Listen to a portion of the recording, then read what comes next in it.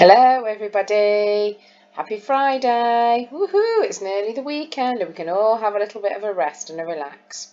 So today we're going to have a look at some addition and subtraction and how we can check our answers using a few methods that the book thinks are useful to help us. So I was doing some adding and some subtracting last night, and I had a go at doing this one here, 33 add 10 equals 43. And I was thinking to myself, I wonder how I can check that 43 is the correct answer. I checked using my base 10, checked using my 100 square, checked using a number line, and then I suddenly remembered a new way of checking our answers, and I thought we'd give it a go today. So to check our answers, we can use something called the inverse. I think some people have used that word before. So when we use the inverse to check our answers, we do the opposite. So instead of adding, we take away, and we have to change our number sentence so that it's a takeaway instead. So for this one, I would start with number 43, because you always start with the biggest number when you're subtracting. So 43 subtract, and I'm going to go backwards along my number sentence so I know which order to do them in. So 43 subtract 10 equals 33. And if that's the correct answer, then I know I've got my addition correct. So I'm going to work it out. 43 take away 10. So I've got 10, 20, 30, 40, 1, 2, 3, take away 10, leaves me with 10, 20, 30, 31, 32, 33. So my answer must be correct, which means this answer's correct as well, because I've used the inverse. I've changed the addition into a subtraction to check my answer. Let's have a go at another one. So I had a go at this question as well. 58 take away 6. And I thought the answer was 52. Used all of my usual methods, base 10, 100 square, and then I remembered to check that a takeaway is correct, I can change it into an addition question. So I have to just change the numbers around. So this time I'm going to start with 52, because I go the opposite way around. So you do the opposite to check them. 52 add 6. Right, let's check that. So I want you to put 52 in your head and add 6 more, and you can use your fingers. 52, 53, 54, 55, 56, 57, 58. And it makes 58. So it must be the correct answer. Same answer, same numbers, so our inverse has helped us to check our subtraction question. Let's have a look at the next one. 75 take away 14 equals 61. Let's check. So which number am I going to put in my first box when I'm using the inverse to check it? That's right, 61, well done.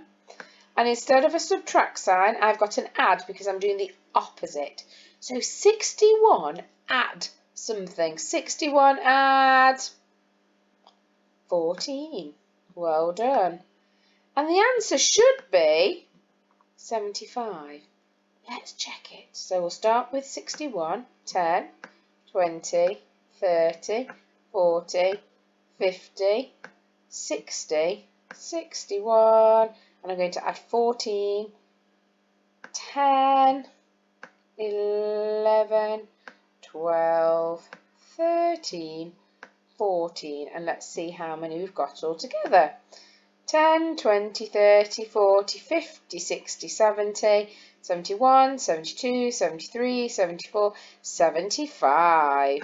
75. Fantastic. So we've got 61, 14, 75. 61, 14, 75. It's the opposite way round, and it's the correct answer. got a little bit of a problem that uses a checking method. Let's have a look. This is quite a tricky looking question in your book, so I thought we'd do it together to help us out. They use different numbers in the book, but it's the same method. So Sam has 54p. His mum gives him 5p. So now he has 59p, because 54p add 5p equals 59p. But then if he spends 5p, he'll have 54p again, because 59p take away 5p equals 54p. That sounds very complicated, doesn't it? So 59p, add 5p, then take away 5p, still equals 59p. That's the first question in your book. It has different numbers, but you have to work out one of the missing numbers in that number sentence. And this problem here will help you to work out the answer. So, this is another way of checking some of our answers. Sally has 5 teddy bears. She buys one more, and then she gets 2 more for her birthday. Let's have a look at the number sentence. So I'm going to put 5 teddy bears in here. Then she buys 1 more. Then she gets 2 more for her birthday.